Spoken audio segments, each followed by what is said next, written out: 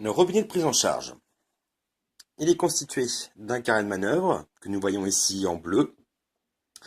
Il permet d'ouvrir ou de fermer le robinet à l'aide d'une rotule obturatrice qui est au milieu. Donc là, elle est en position ouverte. Et si nous la tournons d'un quart de tour, elle devient en position fermée.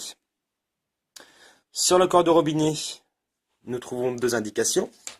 Une première concernant le diamètre. Donc nous voyons ici que c'est un robinet pour le diamètre 20 et une flèche qui indique le sens de circulation de l'eau potable.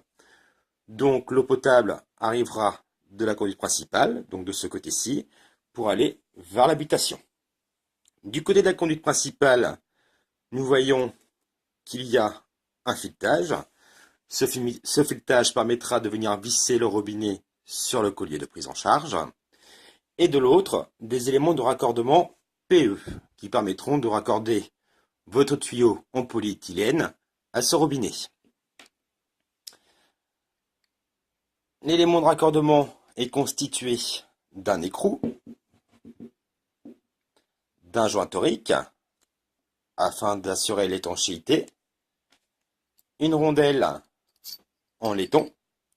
Cette rondelle a pour fonction de venir protéger le joint torique lors du serrage de l'écrou.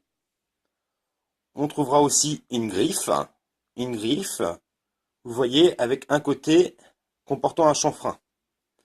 Il faudra bien faire attention lors du remontage de cette griffe que le chanfrein soit au fond de l'écrou.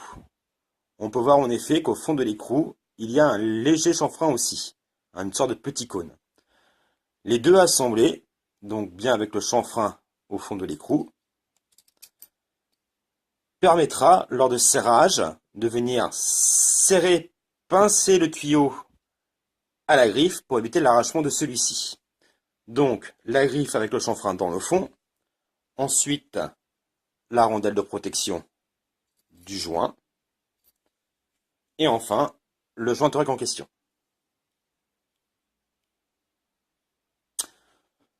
Vous reversez l'écrou avec les trois éléments sur le robinet,